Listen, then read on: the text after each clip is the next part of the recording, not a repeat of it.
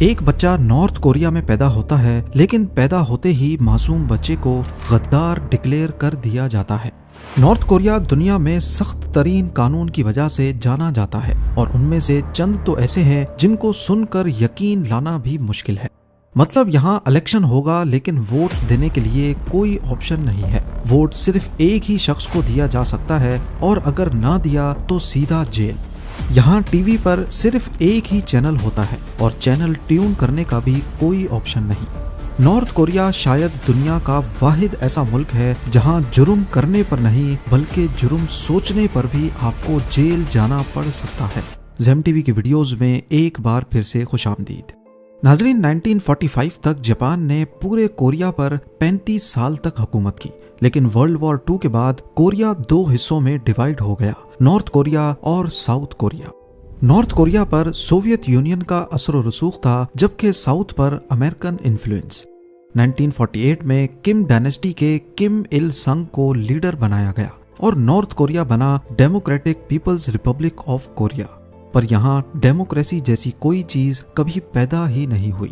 1950 में नॉर्थ और south Korea के बीच एक जंग हुई जिसे कोरियन वॉर कहा जाता है, लेकिन जंग खत्म होने के बाद कोई पीस ट्रीटी नहीं हुई। इसी वजह से दोनों मुल्क अभी तक टेक्निकली जंग की हालत में हैं।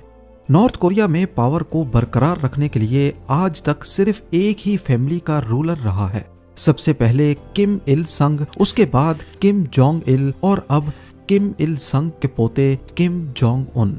हर रूलर ने अपनी गद्दी को बचाने के लिए सख्त से सख्त कानून का सहारा लिया है। यहाँ खौफ और सजा के दम पर लोगों को जबरदस्ती दबाने के लिए कई सारे रूल्स बनाए गए हैं ताकि लोग साउथ कोरिया और वेस्टर्न कल्चर से इम्प्रेस होकर हमारे खिलाफ ना हो जाएं। और आज हम इनमें से कुछ अजीबो गरीब रूल्स का जिक्र करेंगे। तो आइए शुरू करते हैं। 2024 में नॉर्थ कोरिया ने सन ग्लासेस का इस्तेमाल और शादी के ड्रेस पर पाबंदी लगा दी। यहाँ मेट्रो या पब्लिक स्टेशंस पर म्यूजिक नहीं बल्कि किम फैमिली की स्पीचेस चलाई जाती हैं और इस दौरान किसी को भी एक दूसरे से बात करने या शोर करने की इजाजत नहीं होती। नॉर्थ कोरिया में अगर लोग साउथ कोरियन ड्रामे या हॉलीवुड फिल्म्स देखते हुए पकड़े जाएं तो उन्हें लेबर कैंप्स या सख्त सजा का सामना करना पड़ता है। ये इक़दामात नजरियाती आलूदगी यानी आइडियोलॉजिकल कंटामिनेशन को रोकने के लिए उठाए जाते हैं ताकि आवाम पर गैर मुल्की असरात ना पड़े। नॉर्थ कोरिया में आम लोगों को इंटरनेट नहीं बल्कि सिर्फ इंट्रानेट इस्तेमाल करने की परमिशन है। ये एक तरह का मुकम्मल बंद नेटवर्क है जो सिर्फ नॉर्थ कोरिया के अंदर ही चलता है। इस नेटवर्क पर भी स्टेट मॉनिटर करती है और देखा जाता है कि लोग क्या देख रहे हैं, क्या पढ़ रहे हैं और क्या बात कर रहे हैं। इस तरह हुकूमत लोगों तक पहुंचने वाली इंफॉर्मेशन को कंट्रोल करती है ताकि वो बाहर की दुनिया से मुतासिर ना हो। नॉर्थ कोरिया में स्टेट की परमिशन के बगैर गैर मुल्क फोन करना भी इलीगल है। यानी अगर आपको मुल्क से बाहर किसी से बात करनी हो तो उसके लिए हुकूमत से परमिशन लेना लाजमी है। यहाँ पर टीवी, रेडियो और अखबारात भी सिर्फ स्टेट ही चला सकती है। प्राइवेट मीडिया का तसव्वुर करना भी मुमकिन नहीं। इस मीडिया पर सिर्फ हुकूमत की तारीफ, किम डायनेस्टी की शान और गैर मुल्की दुश्मन जैसा कि यूएस का जिक्र होता है। वहाँ के आम लोगों में बचपन से ही अमेरिका और उसके अलाइज के खिलाफ नफरत भरी जाती है। नॉर्थ कोरिया में हुकूमत लोगों के हेयर स्टाइल्स पर भी सख्त कंट्रोल रखती है। गवर्नमेंट ने चंद खास किस्म के हेयर स्टाइल्स की इजाजत दी हुई है, यानी लोगों को बताया जाता है कि वो कौन से हेयर स्टाइल्स बना सकते हैं। यहाँ वो हर चीज बैन है जो बाहर की दुनिया का असर रखती हो, जैसे जीन्स पहनना, बालों को डाई करना या फिर चमकदार ड्रेस पहनना। ऐसा करने वाले का सामान जब्त और सजा दी जाती है। कपड़े तो कपड़े, पसंद के खाने खाना भी अलाउड नहीं है। हॉट डॉग्स क्योंकि अमेरिकन कल्चर में आम है और बुडे जीगे और ट्योक बोक की साउथ कोरियन डिश होने की वजह से बैन है। एक शहर से दूसरे शहर ट्रैवल करने के लिए भी परमिट होना जरूरी है, बिना इसके ट्रैवल इलीगल माना जाता है। नॉर्थ कोरियन पासपोर्ट सिर्फ एलीट क्लास को मिलता है, जैसा कि गवर्नमेंट ऑफिशियल्स और किम जोंग उन के करीबी साथी। आम पब्लिक ख्वाब में भी नॉर्थ कोरिया से बाहर नहीं निकल सकती। नॉर्थ कोरिया में जमीन हो या घर, शॉप हो या बिजनेस, सब का सब स्टेट की मिल्कियत होती है। कोई भी शख्स इनका मालिक नहीं बन सकता, सिर्फ इन्हें इस्तेमाल कर सकता है, वो भी स्टेट की मर्जी से। यहाँ किसी भी रिलीजन को फॉलो या प्रैक्टिस करना भी गैर कानूनी है, यानी लोग अपनी मर्जी से किसी भी मजहब को फॉलो नहीं कर सकते। जबकि नॉर्थ कोरिया में चर्च जरूर हैं, लेकिन वो सिर्फ बाहर की दुनिया को दिखाने के लिए कि यहाँ पर रिलीजियस फ्रीडम है। हकीकत में इन्हें इस्तेमाल करने वाले को लेबर कैंप्स भेज दिया जाता है। नॉर्थ कोरिया में अगर कोई शख्स हुकूमत के खिलाफ जाने की कोशिश करे या किम डायनेस्टी के खिलाफ आवाज उठाए तो सिर्फ उसे ही नहीं बल्कि पूरी फैमिली को ही कैद कर दिया जाता है और ये सजा उसकी 3 जनरेशंस तक दी जा सकती है। यानी अगर एक शख्स गद्दार निकला और कई सालों के बाद उसका पोता या पोती पैदा हुई तो उस मासूम बच्चे को भी गद्दार ही कहा जाएगा। ऐसा इस वजह से है ताकि बगावत का खून बाद में भी कभी किम फैमिली के खिलाफ ना उठ सके। यहाँ हर कॉलोनी, अपार्टमेंट्स और घरों के आसपास हुकूमती जासूस होते हैं जो चुपके से तमाम लोगों पर नजर रखते हैं।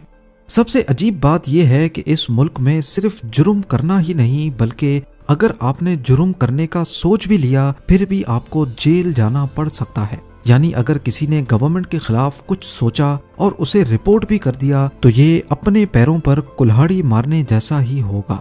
नॉर्थ कोरिया में पैदा होने से लेकर मरने तक हर हफ्ते सेल्फ क्रिटिसिज्म सेशंस होते हैं। यानी भरी क्लास में लोग अपनी गलतियां बताते हैं, जैसा कि मैंने किसी की कमजोरी को हुकूमत से छुपाया या किम जोंग उन की कम तारीफ की या फिर मैं किसी गैर मुल्की चीज से इम्प्रेस हो गया। फिर लोग अपनी गलती पर माफी मांगते हैं और क्लास में बैठे दूसरे लोग आप पर तनकीद करते हैं। नॉर्थ कोरिया में हर शख्स को वोट देना लाजमी होता है, पर हैरानी की बात यह है कि वोट सिर्फ उन्हें ही दिया जा सकता है जिसको गवर्नमेंट चाहेगी। यानी यहाँ कोई इलेक्शन नहीं होता जिसमें अवाम वोट देकर अपने लीडर को चुनती है, बल्कि यहाँ सिर्फ एक ही नुमाइंदे को वोट दिया जाता है और जो वोट देने नहीं आता उसे गद्दार समझा जाता है। तो फिर वोटिंग होती ही क्यों है जब गवर्नमेंट को सिर्फ अपने ही लोग खड़े करने हैं। असल में यहाँ इलेक्शन चुनाव के लिए नहीं बल्कि एक लॉयल्टी टेस्ट होता है। जब 100% लोग एक ही कैंडिडेट को वोट देते हैं तो इसे गवर्नमेंट अपनी ताकत और अवामी यकजहती मानती है। यहाँ नेशनल असेंबली भी है जिसे सुप्रीम पीपल्स असेंबली कहा जाता है, लेकिन इसका काम फैसले करना नहीं बल्कि किम जोंग उन के फैसलों पर सिर्फ ठप्पा लगाने का है। नॉर्थ कोरिया के तमाम सिटीजन्स पर यह फर्ज है कि वो हुकूमत के 10 पॉइंट आइडियोलॉजिकल प्रिंसिपल्स का जबानी रट्टा लगाएं। अगर कोई सुनाते वक्त बीच में अटक भी गया तो गद्दार कहलाएगा। इन 10 पॉइंट्स में कोई एक पॉइंट भी ऐसा नहीं है जिसमें किम इल संग का नाम ना आया हो। नॉर्थ कोरिया में हर टीवी सेट सिर्फ सरकारी चैनल्स जैसा कि कोरियन सेंट्रल टेलीविजन पर सेट किया जाता है। इसका मतलब है कि लोग अपनी मर्जी से चैनल्स बदल नहीं सकते और दूसरे चैनल्स ट्यून करना भी इलीगल है। इंपोर्टेड टीवी सेट्स में एंटी-एससी ट्यूनर्स पहले से बंद कर दिए जाते हैं। नॉर्थ कोरिया में साइकिल पर भी रजिस्ट्रेशन और नंबर प्लेट लगती है। यहाँ साइकिल चलाने के लिए भी रोड सेफ्टी टेस्ट पास करना होता है और लाइसेंस भी लेना पड़ता है। नॉर्थ कोरिया में कपड़ों पर गैर मुल्की लोगोज, स्लोगन्स या झंडे बिल्कुल भी अलाउ नहीं है। हुकूमत इन चीजों को बाहर की दुनिया के कल्चरल इन्फ्लुएंस के तौर पे देखती है और चाहती है कि लोग सिर्फ नॉर्थ कोरियन आइडेंटिटी को अपनाएं। सिर्फ नेशनल्स ही नहीं बल्कि अगर कोई टूरिस्ट यहाँ जाता है तो उसके लिए भी सख्त कानून मौजूद हैं। टूरिस्ट के साथ गाइड होना जरूरी है और वो सिर्फ नॉर्थ कोरियन गवर्नमेंट की बताई हुई लोकेशंस पर ही जा सकता है। ना वो किसी लोकल से बात करने की कोशिश करेगा, ना वहाँ खुले आम फोटो ले सकता है। और अगर टूरिस्ट को किसी शहरी का इंटरव्यू लेना है तो वो टूर गाइड की परमिशन के बिना नहीं ले सकता। नॉर्थ कोरिया में मोबाइल्स और कंप्यूटर्स रखना अलाउड है, लेकिन यूएसबी ड्राइव से लेकर मोबाइल की मेमोरी तक रेगुलरली चेक की जाती हैं। अगर कोई बाहर की दुनिया का कंटेंट मिल गया तो सजा हो सकती है। नॉर्थ कोरिया में सिटीजन्स की क्लास का एक इंतहाई गैर इंसानी निज़ाम मौजूद है जिसे सोंगबुन कहते हैं। इस सिस्टम का मतलब है कि यहाँ जब बच्चा पैदा होता है तभी इसकी जिंदगी का फैसला हो जाता है और इस सिस्टम की बुनियाद बच्चे की फैमिली हिस्ट्री तय करती है। मसलन यहाँ 3 क्लासेस मौजूद हैं। एक है कोर, दूसरी वेवरिंग और तीसरी हॉस्टाइल। पहली कैटेगरी जिसे कोर कहते हैं, इसमें वो लोग शामिल होते हैं जिनके एंसेस्टर्स ने किम इल संग की रेवोल्यूशन में हिस्सा लिया था या जो वर्कर्स कोरियन वॉर के फौजी थे। इन्हें हुकूमत का सबसे वफादार समझा जाता है। इन्हें बेहतरीन नौकरियां दी जाती हैं, जैसा कि गवर्नमेंट या फौज में ऊंचे रैंक्स और कैपिटल सिटी प्योंगयांग में रहने की परमिशन, और गाड़ियां भी सिर्फ यही क्लास रख सकती है।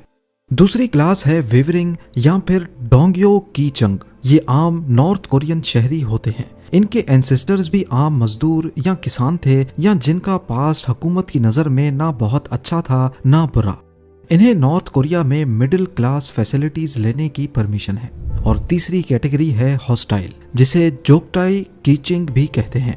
इसमें वो लोग शामिल होते हैं जिनके एंसेस्टर्स कभी ना कभी किसी रिलीजन को फॉलो करते थे या जिनका साउथ कोरिया में किसी से कोई रिलेशन रहा हो। नॉर्थ कोरियन गवर्नमेंट इन्हें गद्दार समझती है और इन्हें समाज में बिल्कुल निचला दर्जा दिया गया है। इन्हें सबसे बुरी नौकरियां मसलन किसी कान में काम, मजदूरी या साफ सफाई का काम दिया जाता है। अब आगे बढ़ते हैं। यहाँ बिजली, पानी और गैस सब राशन के साथ दी जाती है और इनकी कंजम्पशन की कड़ी निगरानी की जाती है। नॉर्थ कोरिया में 17 इयर्स की एज से मिलिट्री में 10 इयर्स तक सर्विस करना हर शहरी के लिए जरूरी होता है, चाहे वो मर्द हो या औरत। यहाँ किम फैमिली के किसी भी फर्द की मौत पर या किम इल संग और किम जोंग इल की डेथ एनिवर्सरी पर रोना कंपलसरी होता है। अगर कोई ऐसा ना करे तो उसकी वफादारी को शक की निगाह से देखा जाता है। हर घर में किम इल संग और किम जोंग इल की तस्वीरें लगाना मस्ट है और उन्हें बाकायदगी से साफ करना भी फर्ज है। आइडियोलॉजिकल लॉयल्टी के लिए स्कूल के बच्चों को किम इल संग और किम जोंग इल की स्पीचेस का रट्टा लगवाया जाता है। नॉर्थ कोरिया पूरी दुनिया से इतना ज्यादा कटा हुआ है कि उनका कैलेंडर भी फर्क है, जिसे जूश कैलेंडर कहते हैं। जूश कैलेंडर की शुरुआत 1912 में हुई थी, जो यहाँ के सुप्रीम लीडर किम इल संग का बर्थ ईयर है। यानी ईयर 1912 नॉर्थ कोरिया में जूश 1 माना जाता है और आज 2025 में वहाँ ईयर 113 है। नॉर्थ कोरिया की दुनिया से कटे रहने की कई वजूहात सामने आती हैं। एक तो किम रजीम को डर है कि अगर लोगों को बाहर की दुनिया का पता चल गया तो वो हुकूमत के खिलाफ हो जाएंगे, इसलिए मीडिया, ट्रैवल, इंटरनेट सब पे बैन लगा है। दूसरा, न्यूक्लियर प्रोग्राम की वजह से नॉर्थ कोरिया पर जो इंटरनेशनल सैंक्शंस लगी, उसने नॉर्थ कोरिया को दुनिया से मजीद अलग कर दिया। यहाँ आपको बताते चलें कि इनमें से कई रूल्स हो सकता है खत्म भी हो गए हों या आज इनसे भी खतरनाक रूल्स बना दिए गए हों। इस बारे में अपडेटेड इंफॉर्मेशन किसी के पास नहीं है। ये सारी इंफॉर्मेशन भी उन लोगों ने लीक की जो 1953 के बाद नॉर्थ कोरिया से भागने में कामयाब हुए थे। स्पाई सैटेलाइट्स की मदद से मुख्तलिफ एरियाज को मॉनिटर किया जाता है या कुछ नॉर्थ कोरियंस ने फुटेजेस बनाकर USB ड्राइव्स को चाइना के जरिए स्मगल भी किया। उम्मीद है जेम टीवी की ये वीडियो भी आप लोग भरपूर लाइक और शेयर करेंगे। आप लोगों के प्यार भरे कमेंट्स का बेहद शुक्रिया। मिलते हैं अगली शानदार वीडियो में।